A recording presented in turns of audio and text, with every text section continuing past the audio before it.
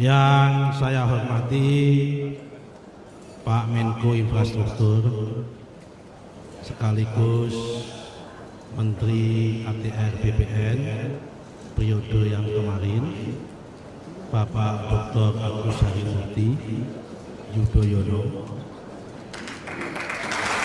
Kalau dibandingkan dengan beliau, saya ini nggak ada apa-apanya. Beliau ini sempurna, bagus wajahnya, bagus keturunannya, bagus rezekinya, dan bagus juga pangkatnya.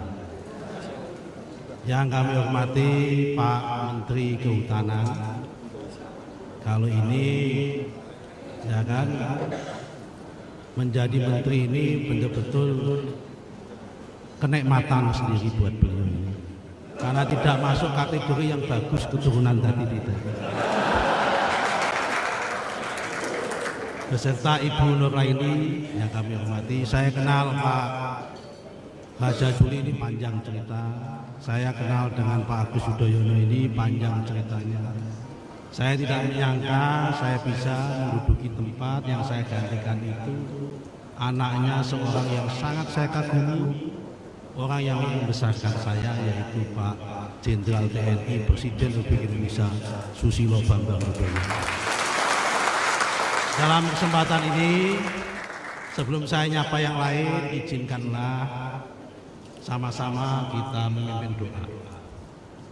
Jujur saya tadi teringat ibunya Mas Ahaye, Bu Ani Yudhoyono. Orangnya sangat begitu baik. Ada kesempatan baik ini kita kirim Fatihah bersama-sama. Lahal Fatihah. Bismillahirrahmanirrahim. Ya Allah. Terima kasih. Yang kami hormati guru saya waktu kuliah di IPB yang nggak lulus-lulus, Profesor Dr. Joyowinoto. Dulu ini panjang cerita, sudah Profesor Doktor, Kiai, kadang-kadang semi dukun.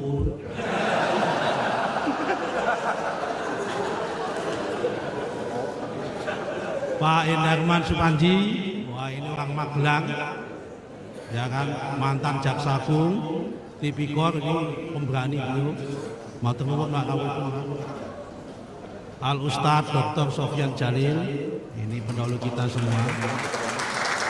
Ini juga kebetulan saya sangat mengikuti jejak beliau, dan hari ini Pak Delala mengikuti jejak beliau lagi. Beliau datang dari Aceh, kuliah di Fakultas Hukum UI, tidur di masjid UI, jadi marbot masjid. Akhirnya jadi menteri dan pernah menjadi serba menteri. Menteri Komunikasi pernah, Menteri BUMN pernah, Menteri Bappenas pernah, Menteri ATR pernah. Hanya satu saja Menteri Pemerintahan.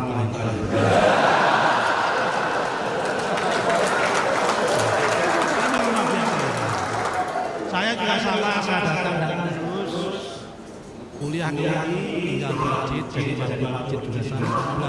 Jadi menteri ATR. Itu Tuhan Allah. Jadi menteri ATR pernah dipimpin 2 orang marbot masjid.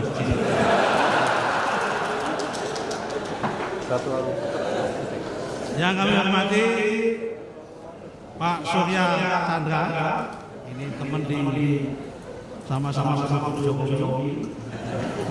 Tahun 2014 tahun 2019, Pak Wamen, dan bapak-bapak yang lain, siapa yang belum kami sebut ini, bapak-bapak pejabat eselon 1, eselon 2, ada Pak Rahman dari BNN, ya, ada Pak Rahman ini sebelum nama BNN, Pak Wamen, Pak Osi dari Jawa. Marilah kita bersyukur pada kita. Saya mohon maaf Bu. Saya alhamdulillah nggak istri saya di sini.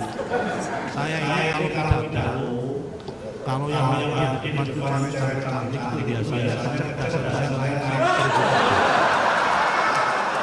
Tapi kalau didampingi istri saya, kecerdasan saya drop tinggal 10%.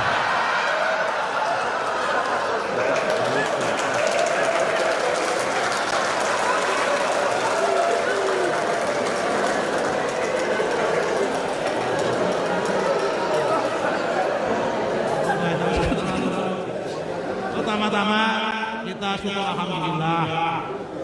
Kita bagian dari manusia yang wajib dan patut bersyukur. Benar bersyukur alhamdulillah. Kita adalah betul-betul manusia yang dipilih oleh Allah, dipilih oleh Tuhan, dikasih kesempatan untuk mengurus anak. Karena kalau kita lihat dulu Mas Joyo pernah ngajarin saya, di muka bumi ini isinya hanya kalau tanah, udara, dan air.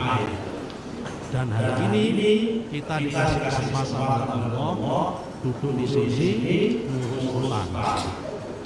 Dan hakikat mengurus tanah itu adalah hakikatnya mengurus diri kita sendiri dan mengurus kemanusiaan sendiri.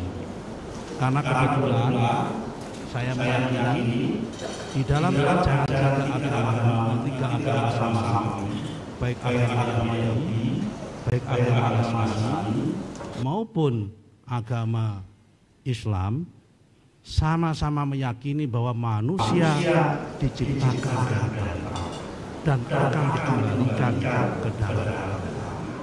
Karena itu kalau kita bermain-main dengan tanah, berarti kita bermain-main dengan diri kita sendiri dan memainkan kemampuan manusia.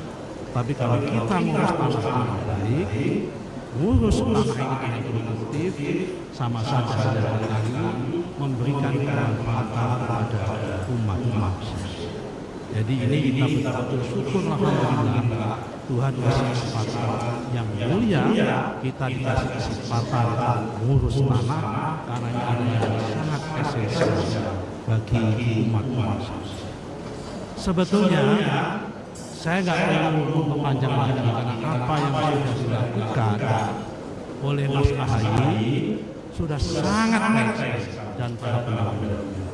Tidak mungkin hal-hal yang sudah dicanangkan oleh Mas Joyo, oleh Pak Endarman, apalagi oleh Pak Sofyan Jalil, Pak Ahaye, tidak mudah memperbaiki.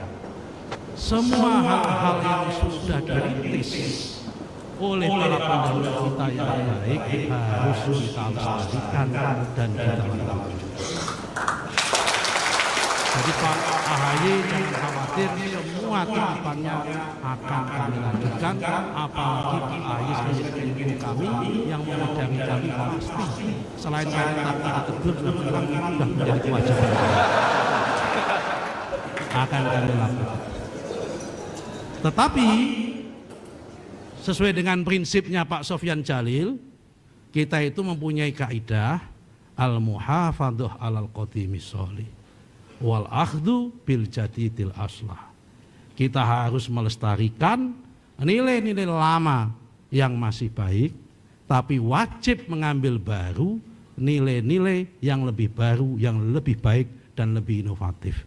Tak sampaikan tadi digitalisasi itu bagian dari al-akhdu bil jadidil aslah. Tapi mohon maaf, terutama kepada bapak-bapak yang lain, terutama pada Raja Juli, prinsip ini jangan dipakai untuk prinsip istri. Jangan sampai istri lama dipertahankan tapi mengambil istri baru yang lebih baik, nggak boleh. Ini hanya prinsip kebijakan. Jangan dipakai untuk prinsip istri Pak Raja Juli ini. Yang terakhir,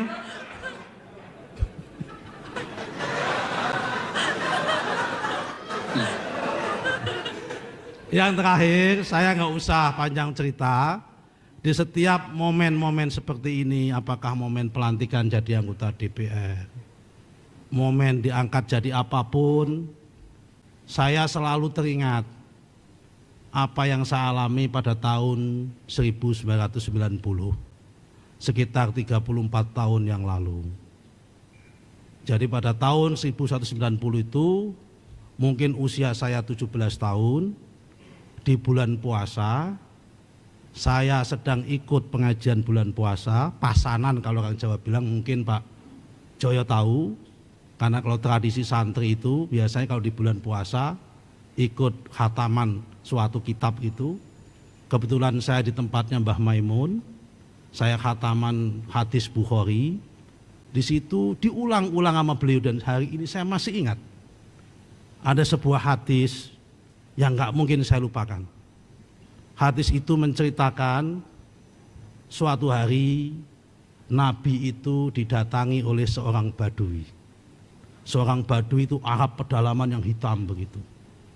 Dengan bangganya orang Badui itu bercerita bahwa dia sudah diangkat menjadi kepala kampung atau kepala suku oleh warga di kampungnya. Kemudian datang kepada Rasulullah meminta doa. Kemudian Rasulullah mengangkat tangannya dan berdoa. Dan apa isi doanya itu yang saya nggak bisa lupa. Isi doanya adalah Allahumma man waliya amra ummati fasyakko bihi fashkuk bihim.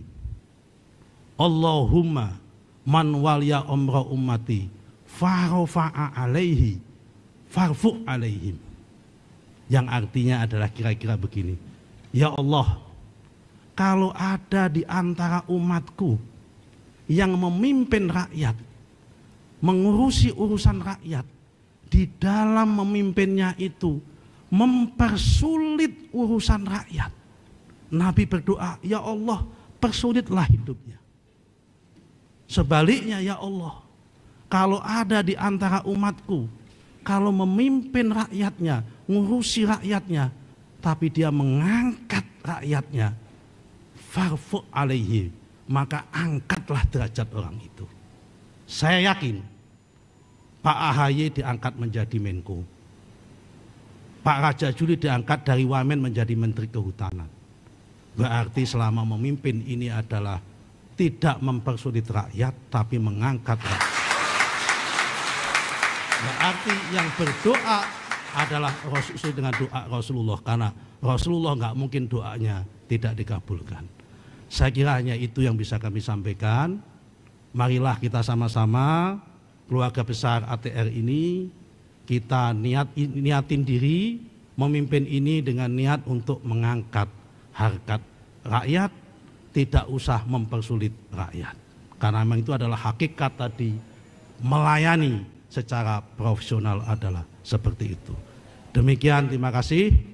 Dan terakhir sekali, kalau nanti di dalam kami memimpin ada kebenaran, tolong ikuti kami. Tapi sebaliknya, kalau nanti di dalam memimpin kami ada yang tidak benar, jangan segan-segan kritik kami dan jangan ikutin kami dan kasih nasihat kepada kami, supaya kami tidak tersesat, apalagi sampai menjerumuskan orang. Terima kasih. Walafu minkum, wallahu muwafiq ila aqwamit thoriq. Wassalamualaikum warahmatullahi wabarakatuh.